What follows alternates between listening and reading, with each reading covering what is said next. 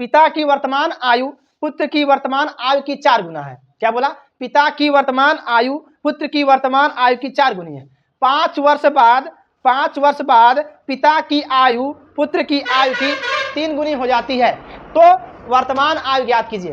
क्या क्वेश्चन बोला? क्वेश्चन बोला है कि जो पिता की आयु है वर्तमान में वह कितना हो जा रहा? पहले पुत्र की आयु से 4 गुना हो जा रही है। फिर 5 वर्ष बाद पिता की आयु पुत्र की आयु से 3 गुना हो जाती है। दोनों की वर्तमान आयु क्या होगा? चलिए तो मानेंगे।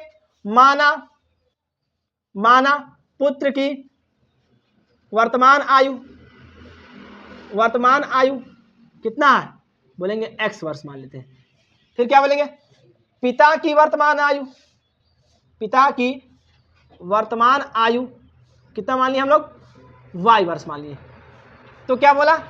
पिता की आयु जो है पिता की आयु पुत्र की आयु से 4 गुना। 4 गुना कौन है? तो बोलेंगे जो पिता है, पिता की आयु जो है 4 गुना है किससे? जो पुत्र की आयु। दोनों बराबर करने के लिए हम क्या किए? 4x में या जो छोटा उसमें गुणा कर दिए।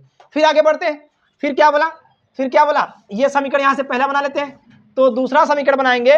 5 वर्ष बाद बोला, 5 वर्ष बाद तो बोलेंगे दोनों में 5 वर्ष हम लोग क्या कर लेंगे? प्लस कर लेंगे। दोनों में क्या कर लिए हम लोग? दोनों में 5 वर्ष प्लस कर लिए। फिर बोला पिता की आयु जो है पुत्र की आयु से 3 गुना है। कितना गुना? 3 गुना ये है। बराबर करने के लिए हम क्या करेंगे? जो पुत्र है पुत्र वाले में 3 से गुना कर दिए। आगे तो 3 से गुणा करेंगे। 3x प्लस 3 × 5 = 15 बराबर y प्लस कितना कर देंगे? 5 के। और छांतर करेंगे 3x माइनस y बराबर 5 माइनस 15 के। 3x माइनस y बराबर कितने के? -10 के। समीकरण दूसरा बना लेंगे। लिखेंगे समीकरण 1 का मान समीकरण 2 में प्रतिस्थापित करने पर प्रतिस्थापित